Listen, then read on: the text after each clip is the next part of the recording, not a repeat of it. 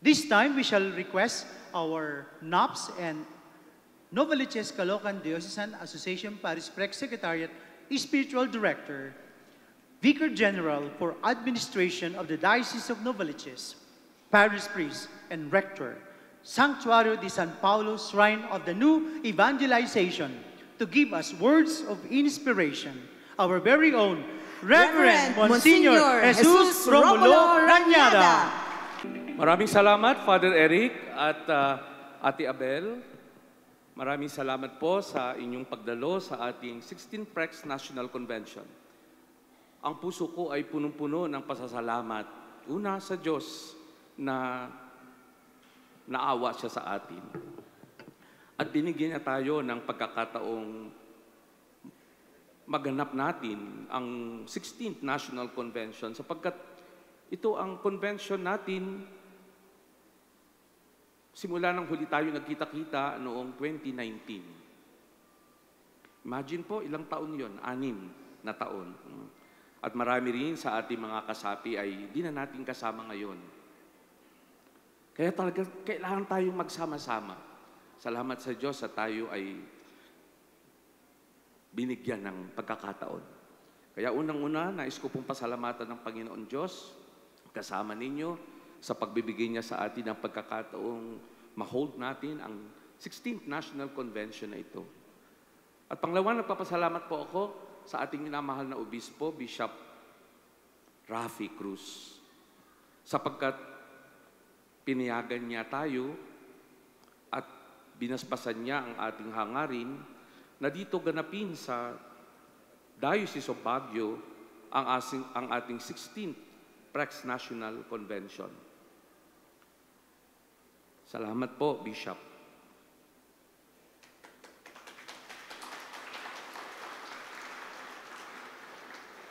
Nagpapasalamat din po ako sa ating mahal na Mayor, Bishop Mayor Benjamin Magalong. Malapit na siguro.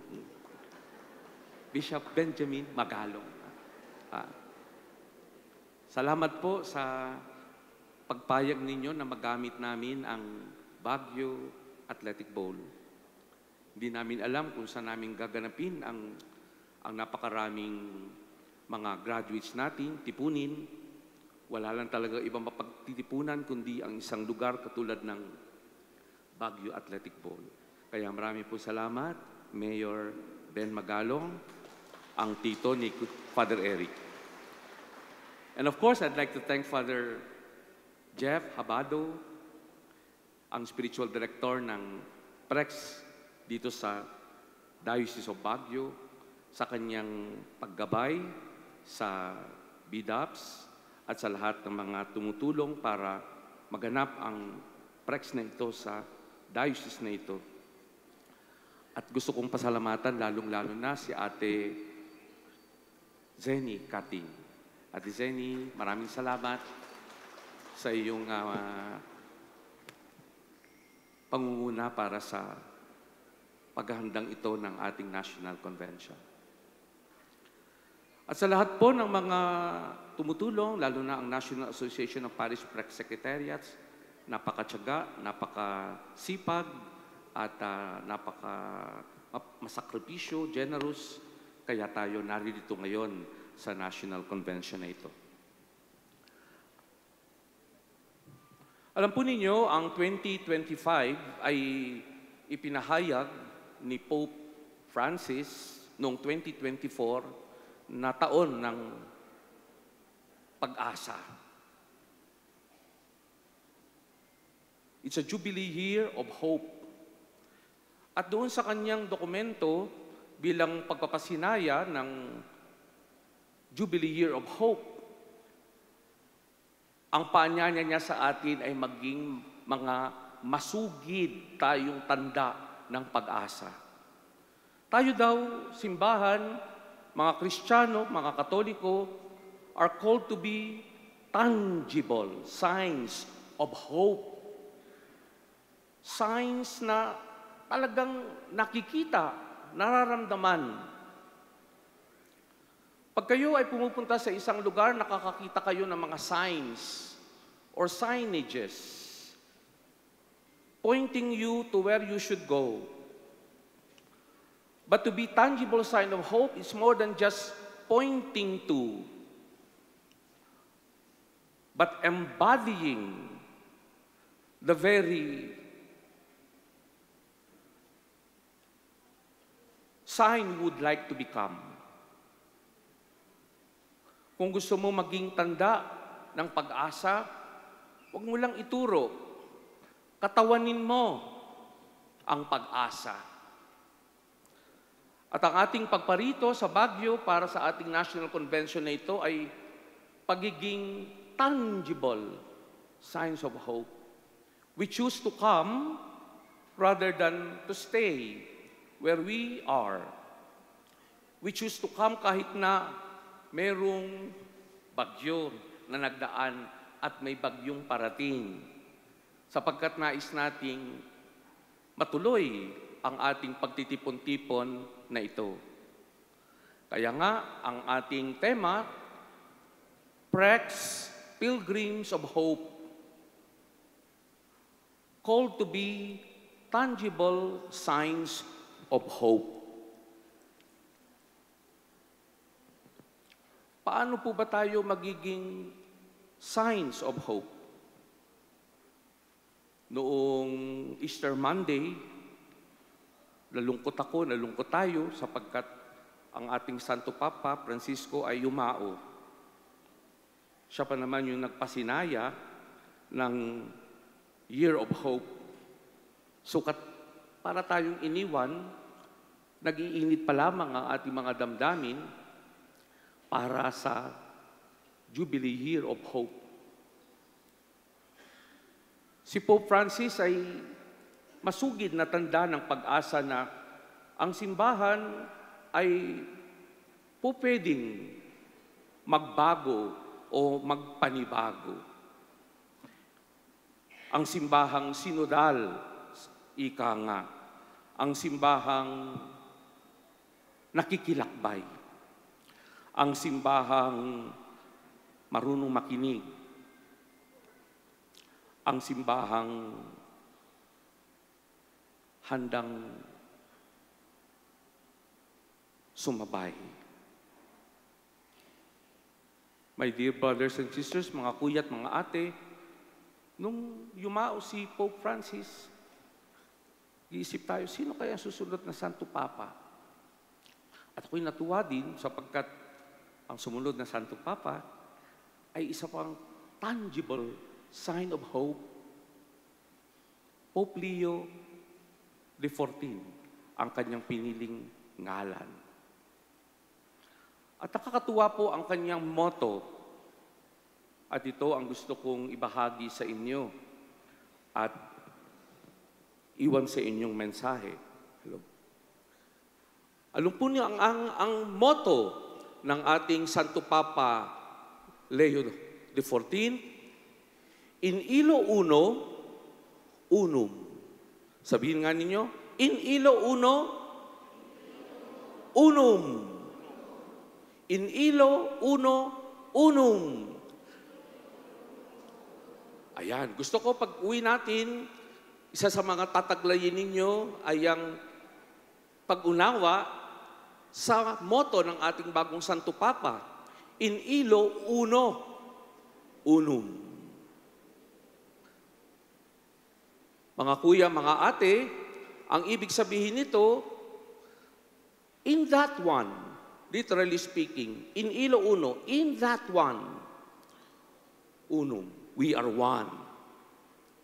And that one is Jesus. He is the one. And in Him, we are one.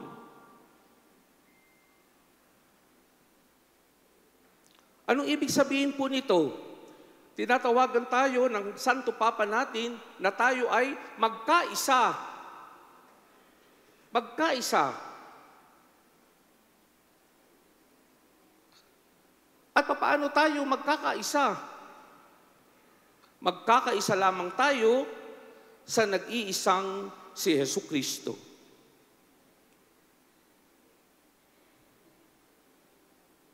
Si Jesucristo ang ating pagkakaisa. Alam po ninyo, ang motto na ito, in illo uno unum, in the one, we are one. Tinutukoy nito, mga kuya, mga ate, ang turo ni San Agustin at ang turo din ni St. Paul. There is only one Christ. Isa lang ang Kristo. At pag sinabi natin, isa lang ang Kristo, yung totality ni Kristo. Totus Christus, sabi nga sa Christology. Totus Christus. The one Christ, the totality of Christ. At sino ang tinutukoy dito, mga ate, mga kuya? Una, si Kristo bilang ulo, head. Christ is the head. And the church is the body of Christ. Christ is the head of the church. And the church is the body of Christ. Isa lang ang Kristo. Hindi dalawa, hindi tatlo, hindi apat, hindi lima, hindi anim, hindi pito, hindi walo, hindi siyam, hindi 10. Isa lang. At sa nag-iisang si Kristo, tayo ay nakaisa. Tayo magkakasama ang kanyang katawan. At siya ang ating ulo. Kung ano ang kanyang iniisip, kung ano ang kanyang nararamdaman, tayo bilang kanyang katawan ay ating ikikilos, igagalaw. Ano iniisip nyo ngayon? Siguro iniisip nyo, makinig sa akin. Amen? So, anong ginagawa ninyo? Nakabuka ang inyong mga tainga at nakikinig kayo sa akin. Kung ano yung iniisip ng ulo, gagawin ng katawan. Pag sinabi niyong, gusto kong magsayaw, hindi ka luluhod. Ikaw ay sasayaw. Pag sinabi kong, gusto kong magdasal, anong gagawin ng katawan? Mananahimik, luluhod, mananalangin. Si Kristo ang ulo ng simbahan at tayong simbahan ang kanyang katawan. Ano pong ibig sabihin nito para sa atin? Sa ating pagkakaisa. Una po, si Kristo at tayo ay iisa. Mayroong napaka-intimate connection between Christ and the church. Kaya hindi po pala natin pwedeng ihiwalay ang ating mga sarili kay Kristo. Hindi pwede. At tayo ay magkakaisa kahit na tayo magkakaiba kung tayo ay nakaugnay sa Kanya.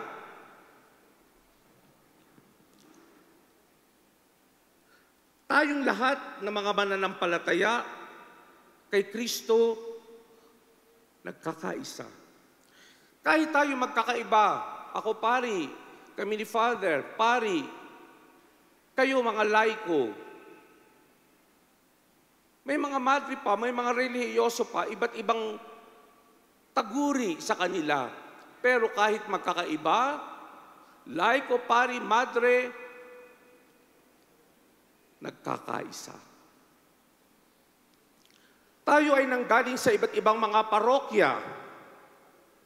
Tayo ay nanggaling sa iba't ibang mga probinsya. Tayo ay Ilocano, Tagalog, Bisaya, Kapampangan at iba pang mga lengguwahe natin. Subalit, dahil kay Kristo, nalalampasan natin, natatranscend natin, ika nga, ang ating pagkakaiba-iba. Kay Kristo, tayo'y nagkakaisa At kahit magkakaiba, may pagkakaisa. Kaya nga mga kuya, ito ang tinuturo sa atin, unity in diversity. Unity in diversity. Hindi tayo pwede maging uniforme. Imagine kung pare-pareho ang mukha natin. Naku naman. Kahit saan ka humarap, isa nakikita mo, magiging boring na ata ang buhay natin. Kung saan ka tumingin, iba. And we celebrate our differences. Amen? Kahit magkakaiba tayo, ate, kuya, walang problema. Tayo ay nagkakaisa pa rin. Nagkakaisa pa rin. Kaya nga, ang ibig sabihin din nito, mga kapatid, mga kuya, mga ate, totus Christus, the totality of Christ. Christ is the head and we are the body.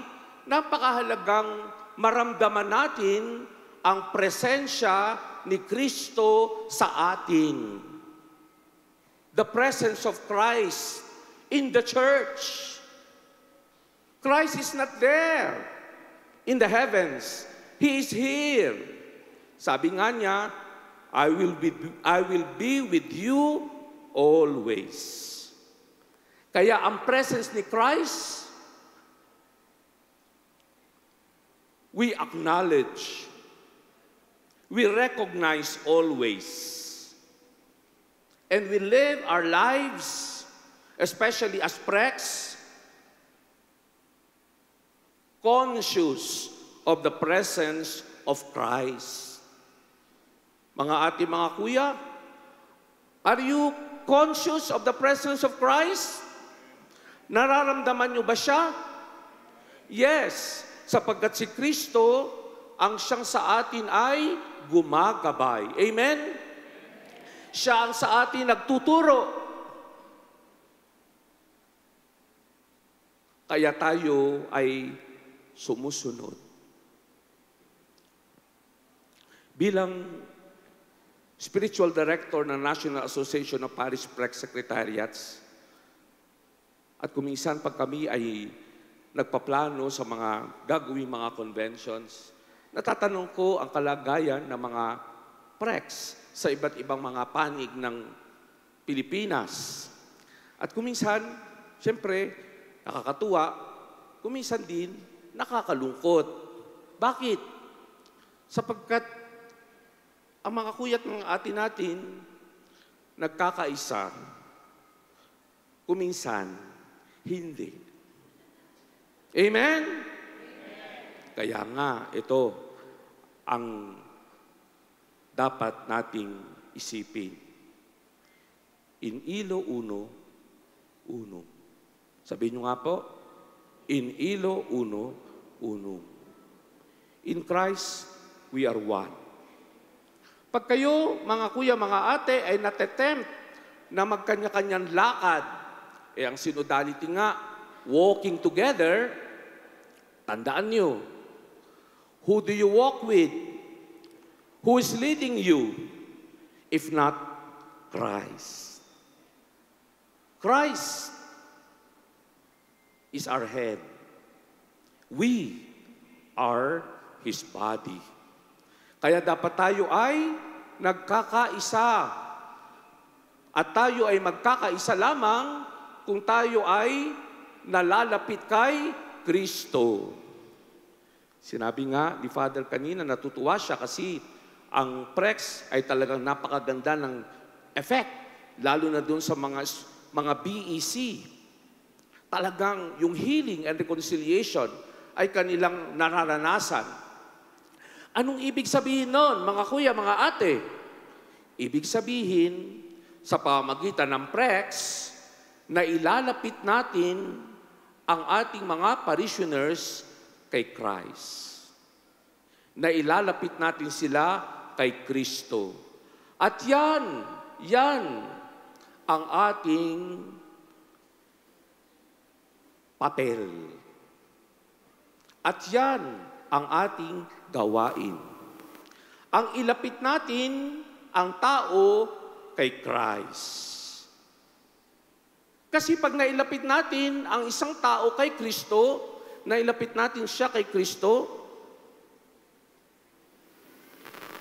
alam nyo, ang mangyayari, makakaisa niya si Kristo.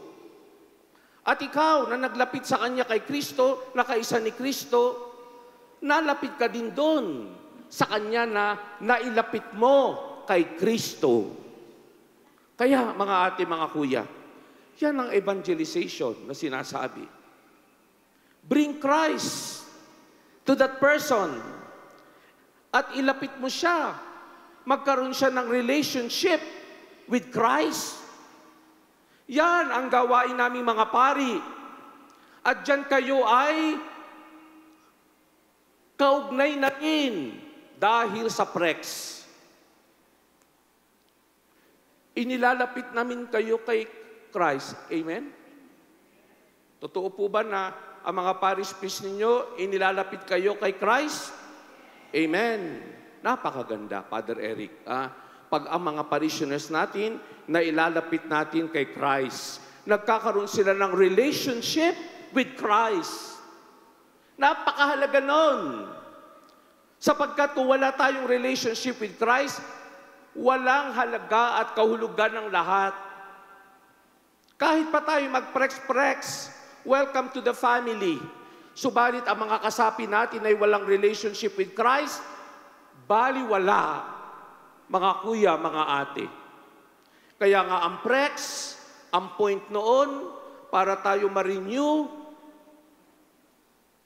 una sa lahat, ma-convert tayo kay Christ. At sinasabi ko sa inyo, kung tayo lahat ay may relationship with Christ, we become united with Christ, how can we not be united? Amen? Kaya, kung tayo ay hindi nagkakaisa, kung tayo ay nag-aaway-away, isa lang ang dahilan. Wala tayong malalim na relationship, ugnayan kay Christ. Dear fathers, mga pari na naririto, in ilo uno-unum, pagkaisay natin ang mga tao kay Kristo. Pero magagawa lang natin yon kung tayo ay nakaisa kay Kristo. We should have our personal relationship with Christ. And once we have that personal relationship with Christ, we can draw others to have a personal relationship with Christ. Sabi kanina, at ito ang tanong ng marami dahil sa mga nangyayaring kaguluhan sa bansa. May pag-asa pa ba ang Pilipinas? May pag-asa pa ba ang Pilipinas? May pag-asa pa ba? Alam nyo, mga kuya, mga ate, sasabihin ko sa inyo, sa aking palagay, ang susi sa pag-asa. Pagkakaisa. Kung may pagkakaisa, may pag-asa. Amen? Kung may pagkakaisa, may pag-asa. Ang tanong, saan tayo nagkakaisa?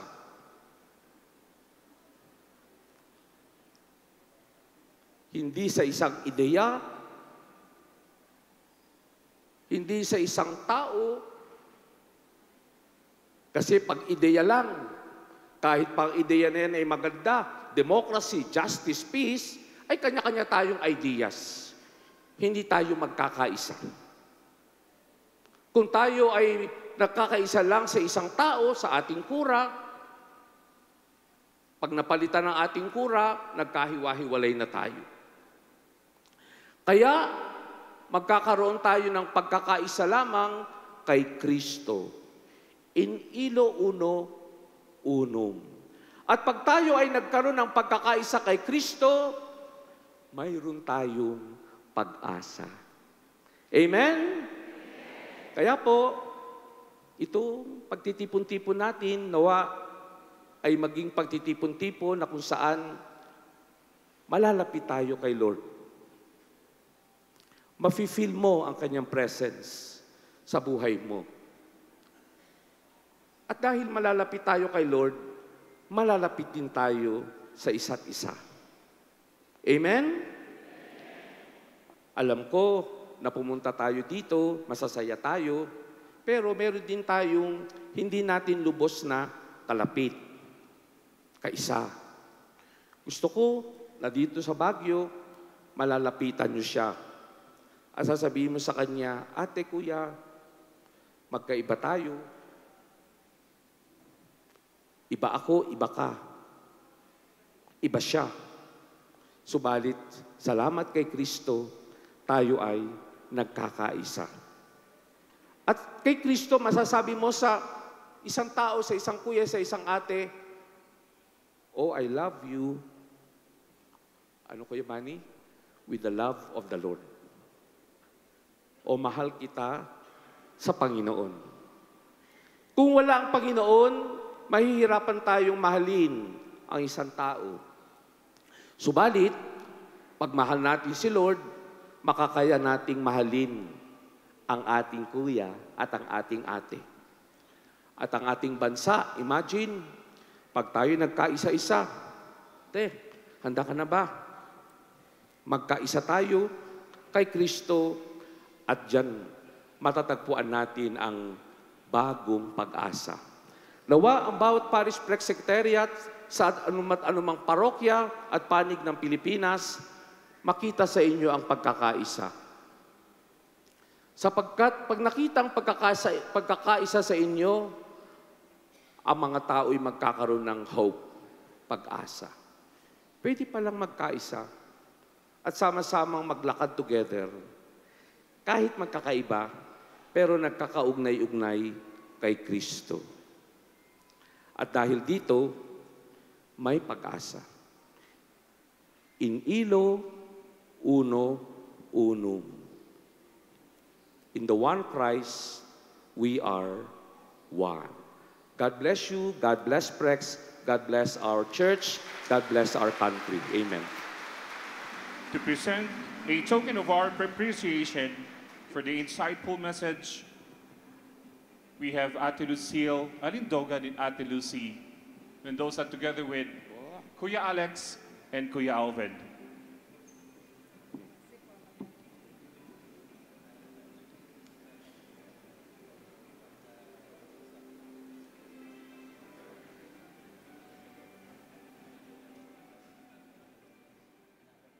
Another big round of applause.